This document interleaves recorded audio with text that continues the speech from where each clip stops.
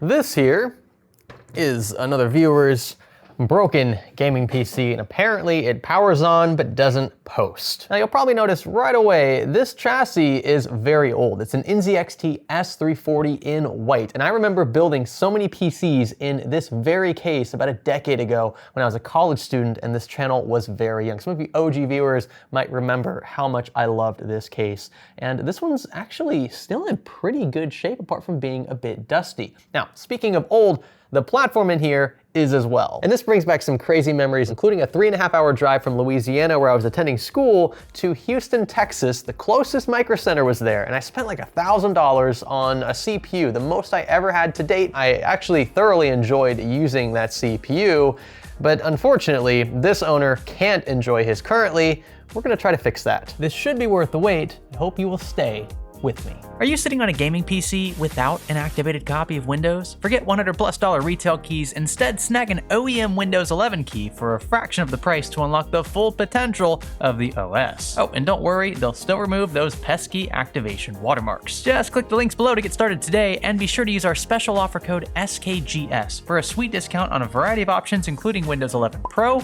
Home, and more. Hello there, and welcome to Fix or Flop, a playlist where we attempt to fix broken gaming PCs like this one for free. That means we don't charge for labor or replacement hardware, and that's thanks to your viewership. So because you guys click on these videos and you're watching through sites like YouTube, we get to monetize on the back end. It's what keeps things flowing. Frankly, we make a lot more money doing things this way than we ever would if we actually charge these owners. And I think this has been a great way over the years to help folks out in the area who run into, unfortunate technical situations like this one. I will say though, I have absolutely no idea what is causing this issue. Now, I might be thinking, okay, well, you're not getting picture out. Maybe it's graphics card related. This is a fairly new card though. You can see it's an RTX card. I don't know exactly which one. Can I tell from here? It's a 3060.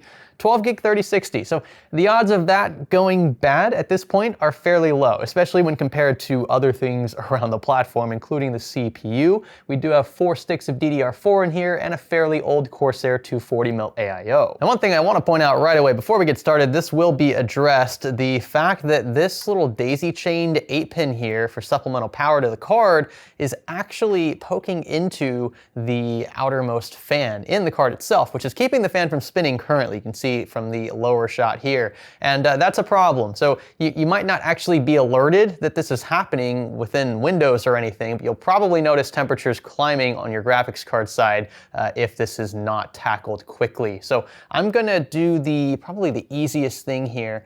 I'm gonna disconnect the cable as is, and I'm gonna run in the lower connector, and then I'll probably just zip tie the daisy chain section. So it'll actually look a little more clean this way. I have literally no slack currently, so I'll have to go around back and loosen things up. But I tend to address this problem like so, because it keeps the cables a little more intact, it looks a little cleaner, and obviously prevents issues like what you just saw. With that immediate issue addressed, we can now turn towards power. It's important we get a baseline here, so I want to see what the owner's seeing. That way we're on the same page and we can troubleshoot as normal. Let's go ahead and flip the switch at the rear. What's going to happen when we push this button? Okay, so far so good. Fans are spinning. AIO is churning. Something's loud in here. Oh, it's this fan up top. Oh boy, that thing is loud. Bearings are shot for sure. Still spinning. Just, yeah. Doing so angrily, but about a minute or so later, still nothing. And what's more, and some of you already see that, that's a Dr. Debug. It's great that this exists on this board, but that is a code 00, which is sort of a death sentence. It means that the CPU is likely not being detected. And that cause could be our culprit. See, what I'm concerned about here is the fact that this system was apparently working just fine prior to it actually deciding not to play ball with signal. The owner turned it off one day, went to turn it back on the next, and that's when it randomly said, no, I'm not gonna send a picture out. What could cause that? Well, if you're not tampering with cables, you're not playing around with BIOS updates or anything, I mean, potentially some sort of hardware failure. I hate to say it, but that's likely what we're dealing with at this point, knowing what I think I know about the system. There weren't many BIOS conflicts, like potential ones you could run into with X99, and the fact that the rig was working just fine the day prior tells me that that's probably not our issue. The cabling here so far looks good. I'm gonna give this a once over, but I can tell you just at first glance, all of our primary connections are sound. I think the easiest thing to do is clear the CMOS. We'll do that first and foremost. And when that doesn't actually fix our problem, because it won't, we're probably gonna move on to RAM next. I tend to skip RAM and save it for later, I don't know why, but there are 4 DIMMs in here, that's 4 possibilities for error. And just to be clear, since some of you are screaming at me, Greg, the system is telling you 00, that means there's a problem with the CPU. Why are you checking this other stuff first? For one, it's a lot easier to clear the CMOS and check DRAM than it is to check the CPU.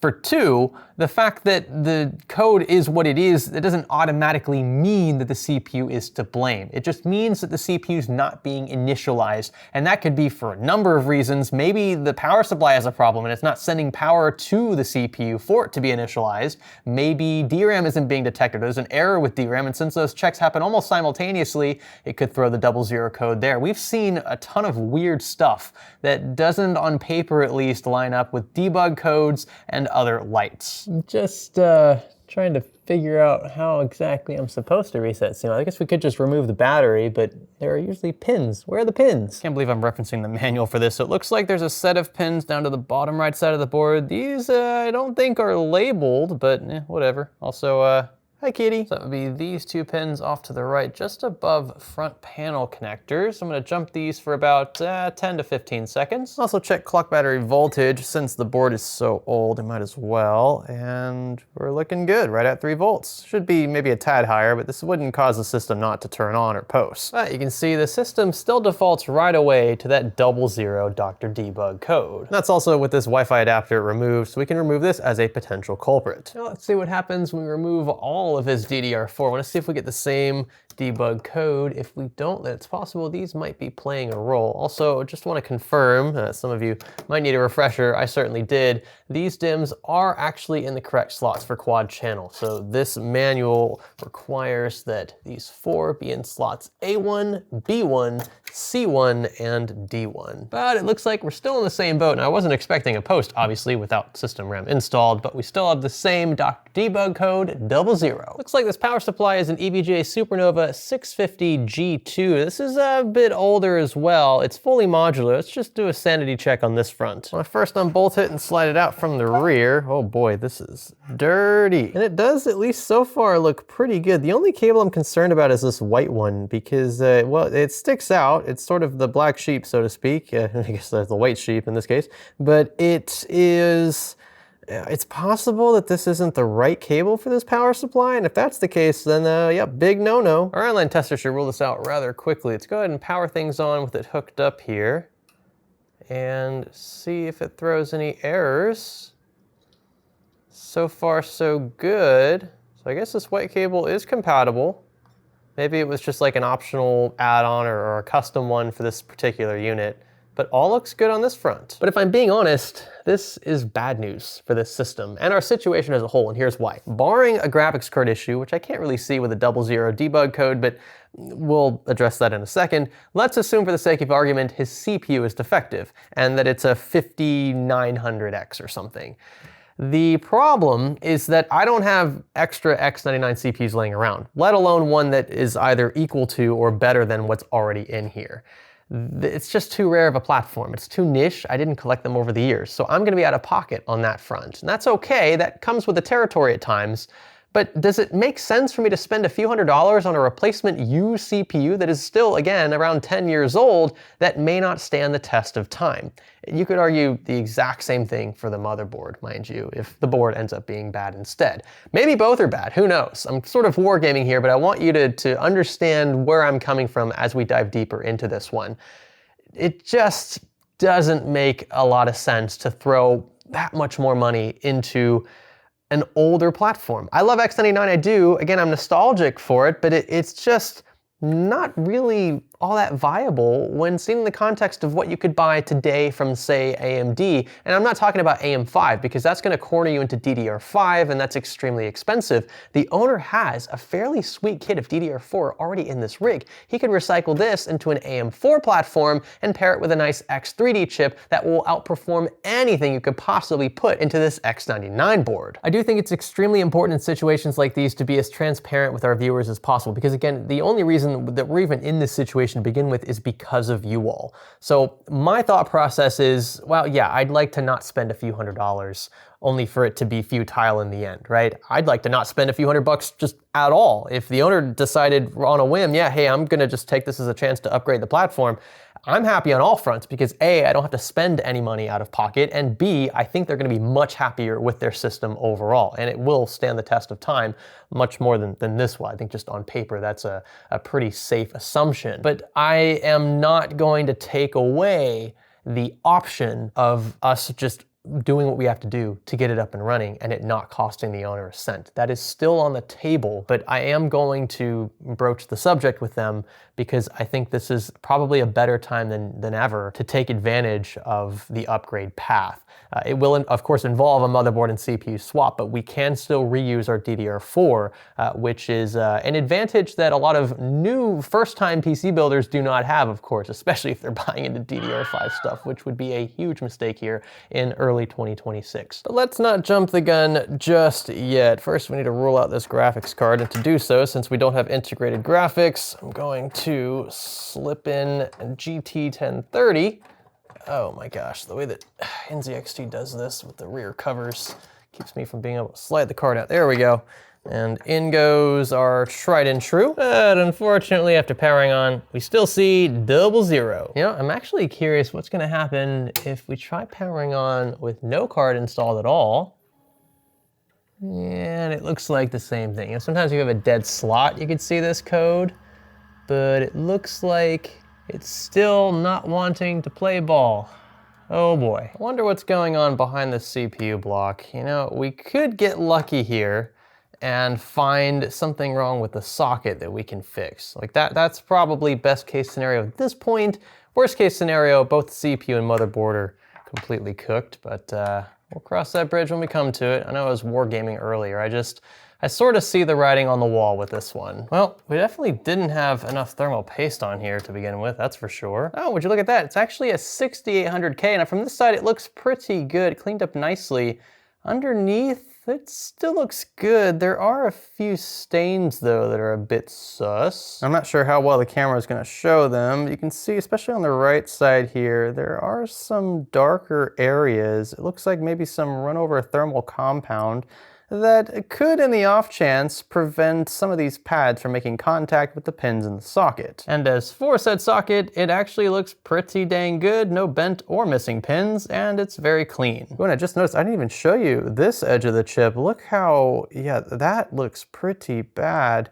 And it's very gray, it's like the textbook, you know, thermal paste gray. So I'm gonna clean all this up and just give it one more go for the sake of it. I'm only doing so because, again, it's either this or we end up spending a few $100 for some sort of replacement. That's where, again, I see this going. I tell you what, cleaning with isopropyl alcohol, there's something so therapeutic about it. So check this out, you can see this is what a single Q-tip here has gathered. It's pretty dark. This shouldn't be on the underside of a CPU. Will this make a difference though? I'm pressing that doubt button. I'm not even gonna bother reconnecting the CPU cooler. I'm actually curious if it even gets hot. If it's not getting power. Why it's not getting power, that doesn't reveal if it's either the motherboard or the CPU, because either could be to blame there. But I'm gonna leave it off for curiosity's sake. Here we go, power on. It looks like 00 is still popping up right away. This chip should be getting hot by now and it's not. It is still stone cold. Whoa. Something is terribly wrong with power delivery. And now we've run into another issue, which again ties back into why I think this would be a great time to upgrade platforms. Would you look at that? Yeah, the CPU is still super chilly, and by this point, the 6800K should be super, super hot. So that's absolutely bizarre. Something's terribly wrong. But here's the crossroads. I don't have a working motherboard for this platform or a working CPU from this platform, And without one or the other, I really have no way of knowing which of these two is to blame. I mean, just to reiterate, like my hand is hotter than anything else in the case right now, and this system's been on for about 3 minutes. In fact, I can tell you at this point, I've even disconnected all non-vitals. All the drives are disconnected. The cooler, I've got all of the front panel stuff off. We just have the motherboard, a single stick of DDR4, the CPU, and the known working power supply connected. And we still have 00 and no signal out. What on earth is going on here? No power to the CPU. It's just sitting there dormant. Day 2. You know, I'm not really sure what I was thinking. I completely forgot that I do actually happen to have a spare X99 platform. Now, why I do is because we actually made a video a few months ago talking about how I was gonna transition to this older platform just for nostalgia's sake and sort of like get used to it and deal with it and its consequences being an older architecture with newer software. And long story short there, the reason why there wasn't much of a follow-up was because it didn't last very long. I got very fed up very quickly with the way that this performed with some modern programs, including the Adobe suite, which I use day in and day out to literally make a living. And so it's very important, and I was a bit ambitious there, ended up walking it back. And so since then, these parts have just been sitting in a box collecting dust. Now, the CPU that was bundled with this X99 SLI Crate Edition board, which I love, by the way, I'll show you this firstly. You can see the white accents, it looks very nice, and I've actually built with this exact same board even longer ago. I think we bought it at Micro Center, the one in Houston I mentioned earlier.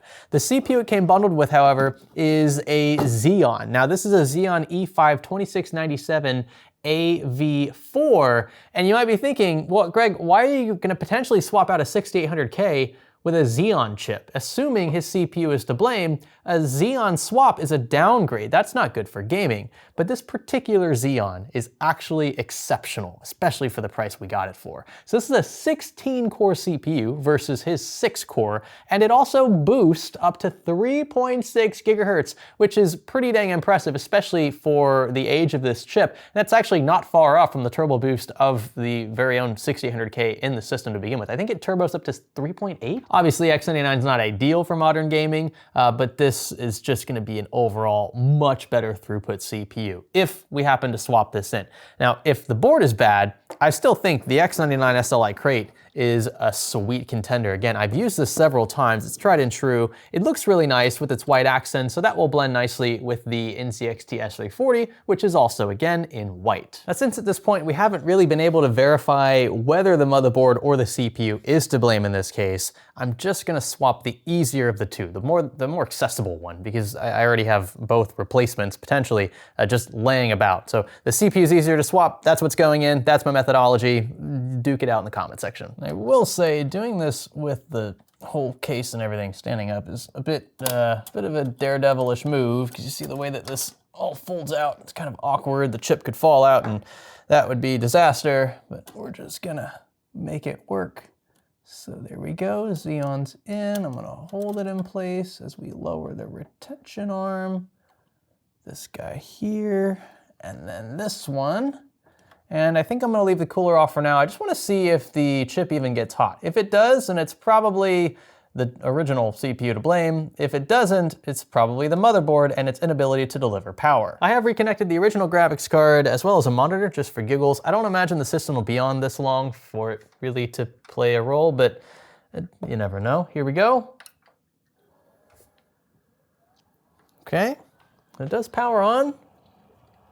Just gonna feel this chip, see if it warms up. Also, really hope that if this board is bad, it doesn't also kill my working CPU. It's not getting hot at all. It is still stone cold. Yikes. Dead board. Good old motherboard swap. Wow. Honestly, didn't see this one coming. I mean, I guess I should have in one sense because it's so old, but yeah, that CPU's not getting hot. This board is not delivering power the way that it should. I'm gonna try to do this as cleanly as possible, and I'll probably make a mess of things, but I don't wanna remove any of these cables and things from the case. So I'm just gonna try to slide the board out Oh yeah, okay. Worked out all right. Now we're just gonna put his 6800K into my MSI motherboard, add a few sticks of DDR4, and well, here we go. Surely they can't both be dead, right? I mean, I know my stuff works, but we don't have both a dead CPU and a dead motherboard from the owner. That would suck. I also love how they gave us the poverty spec reminder, like, yeah, we could have given you a Dr. Debug LED, but we decided against it. I've gone ahead and reconnected most vital stuff to this board and a few things that are just kind of extraneous, like HD audio. At this point, if we don't get a post, I think the board still needs to be replaced either way. It would just tell me that we have both a dead CPU and a dead motherboard at that point, and that would be unfortunate, but it's likely what it's gonna take to get this up and running if this doesn't work. Here we go. All right, so that's a power on. I'm gonna check the temp of this chip. Oh yeah, it's heating up right away. That is a good sign. Wow. That is, I think this is gonna be our post. And that's with his 6800K, right? Yep. Oh yeah, that's warming up. I don't think we're gonna have this on long enough to see something on screen, but I know we're definitely gonna have something on screen. Yep, there it is. There it is, that's our post. Alrighty, powering back off. We can now officially conclude that his original motherboard was the culprit all along. Beyond that, I wish I could tell you more about why this is the case. The board physically looks fine. Again, we've already inspected the sockets. There's no need to remove the CPU again. The whole board, just, you know, SMB wise, there's nothing missing, nothing broken off, nothing burned, even along the backside. I mean, yes, it is a bit dirty, but none of this should keep the system from powering on, letting alone even sending power to the CPU in question. Both of our chips do not receive power from this board. So if I had to wager, probably something VRM MOSFET power delivery related, somewhere around here, or maybe on this side of the left chunk of memory slots. But at this point, your guess is as good as mine. I think the easiest thing for us to do in this situation is just to swap the board completely to get the owner back up and running as fast as possible. Just setting up the remainder of what he originally had in this rig. I'm gonna keep the AIO. It's still working. It's still churning fluid. Oh, whoopsie, I gotta get that unwound there. There we go. And we'll double check temps in the BIOS to make sure, but we should be fine on this front. Also going to clean up cable management a bit and then take some time to dust this rig. And this would almost qualify for a PCDC episode. This one is pretty bad. There's a lot of dust bunnies everywhere. But for now, at least, I'm more concerned about fixing the rig, getting it back up and running so that he can enjoy his PC again. Oh, and before I forget, we need to do something about this annoyingly loud fan. And this is where our product sponsor, Be Quiet, comes to the rescue yet again. They've been a longtime supporter of this series, and we thank them for not only sending out the hardware here to help out these folks, but also supporting the channel monetarily. And they make fans. I bet you probably already knew that. But these are their Pure Wings 3s. Now, they're not gonna break the bank. They're not like super expensive, super premium, but I think for the price, they get the job done and then some. These are PWM supported, so you get the fine-tuning capabilities of high-end fans with the silent aspect. Why would Be Quiet make loud products? That would be like counterintuitive, completely the opposite of everything they stand for, right? Now these are black fans, but I do have some white ones that I think are going to look super cool in this white chassis. So it's out with the old and in with the new. So this is how it started. Yeah, it's not only old, but also super gross. And this is how it's going. I mean, just look at that. There's nothing like a white, clean fan. I'm also gonna take the time to properly mount this 2.5-inch drive since it wasn't when it came into the office. Just a few screws should take care of that. And just like that, this rig is looking whole again. Just a bit dirty. We should fix that.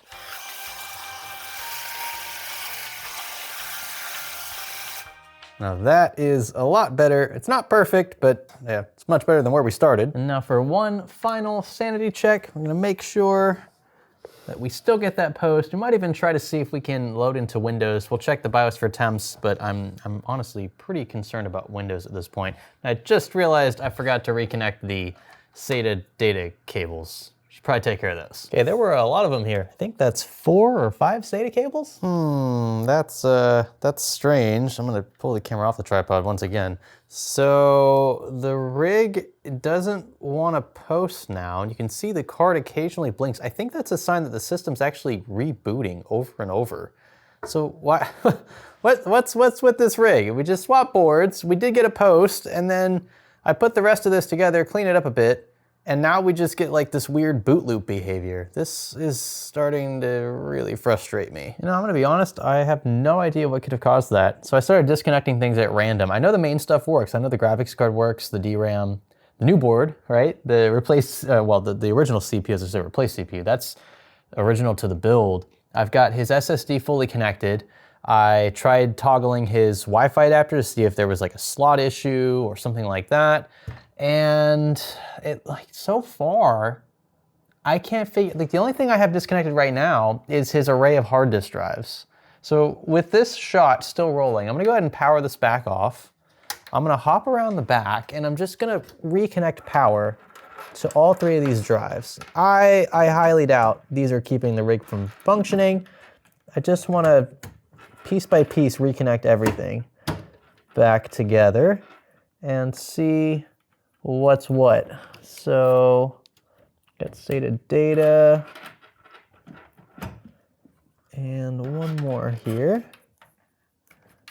Okay. All right, so that's everything now in the entire rig reconnected. I'm just gonna power it on, not touching anything else. You'll see the card will flicker once. There it goes. Now, if it flickers again, that's when we have a problem.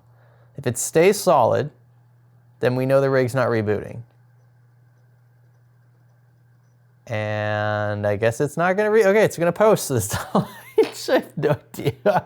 There's literally nothing different about the system as it stands versus when it was acting up a few seconds ago. What on earth is going on? Oh, here we go. Windows failed to start. A recent hardware or software change might cause the fix. Oh, I guess maybe because we switched motherboards. Let's see if we can get into the BIOS at least. Okay, so this is a good start. Right, so we can see our CPU. We've got virtualization enabled, Intel Turbo Boost, all that good stuff is running fine. Voltage, vCore looks fine. And you can see our i7-6800K up top. All 50, well, that's weird, 50, is that 58 gigs? 59 gigs?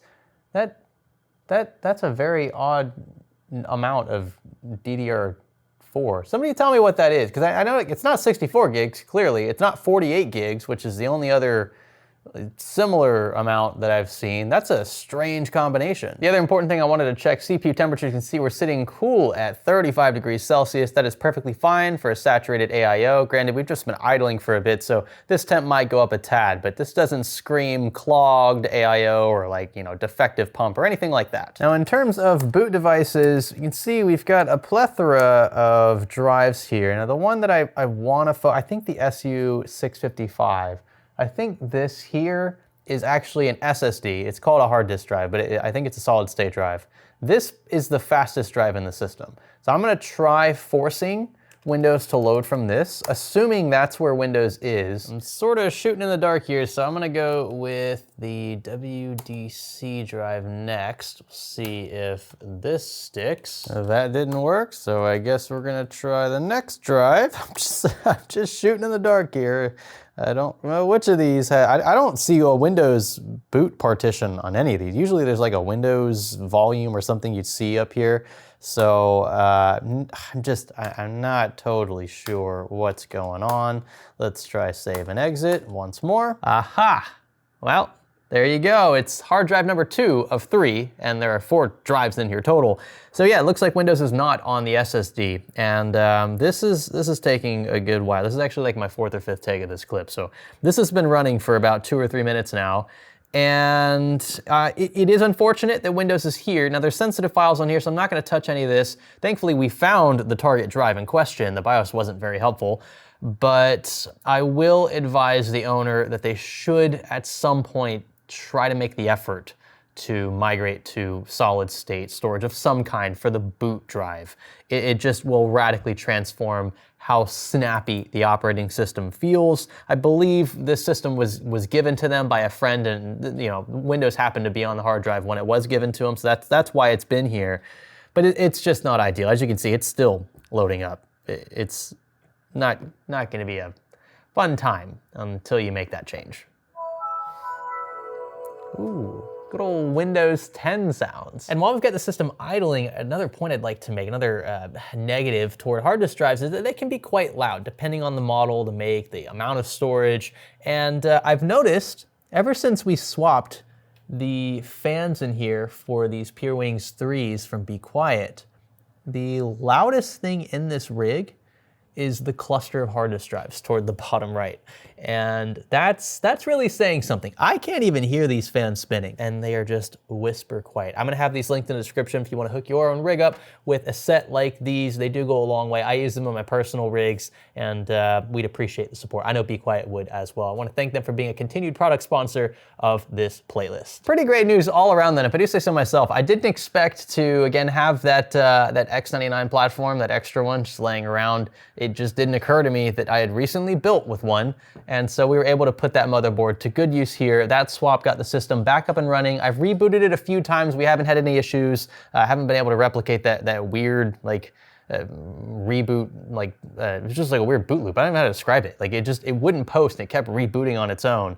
We haven't been able to replicate that any longer, so maybe just growing pains for a platform swap, but otherwise, it seems stable. Temperatures seem great. It's relatively quiet, save the hard disk drives, and other than Windows needing to be swapped from those hard disk drives to an SSD later, everything else here seems good to go. Rigs like these are unfortunately a dying breed today. They aren't the best gamers, they aren't the best productivity chips any longer, but for the right price, you can actually find these platforms for steals, as we did in the case of our X99 crate motherboard and our Xeon, along with a kit of RAM as well. Remember, these are DDR4 based, not DDR5, which could save you some money. The fact we only had to replace one component, I think, is a win in our book. And again, I have to look at this from a business standpoint. I can't just throw a bunch of hardware at every system that comes in, and I don't even really feel like that would fit the true nature of what this series is about. I'm trying to just replace what is broken. If we can figure out why said component is broken, all the more power to us. But at the end of the day, my goal is just to get these rigs back up and running as quickly as possible for their owners in question. I reached out to this one. He's super happy. It didn't take too much. And the fact that it's cleaned up as well is a nice added touch. And speaking of nice touch, I gotta say, I think it's actually pretty smart of this owner to pair a relatively modern graphics card with this platform. The 6800K is only a 6-core chip, which is not that's not crazy high end in 2026. I would say 8 cores is probably what I would aim for with a modern build that's not ultra budget oriented, but he's definitely got to migrate Windows to a faster drive, or I would say even start from scratch. Just get rid of the drive in question or wipe it, use it for Steam library or something, and then start with a fresh Windows install. Even though we haven't changed chipsets technically, so we're not gonna have tons of driver conflicts, performance issues as a result, it's still good practice, I think, every now and then to just wipe Windows or start completely fresh for that snappy overall experience. If you enjoyed this one, be sure to give it a thumbs up. Remember, if you or someone you know has a broken PC like this one, well, not anymore, but if you had one the way this was behaving previously, and you'd like a chance to have it fixed for free here, be sure to submit a form. Again, that's linked in the video description. Thank you so much for your continued support, and thanks for learning with me.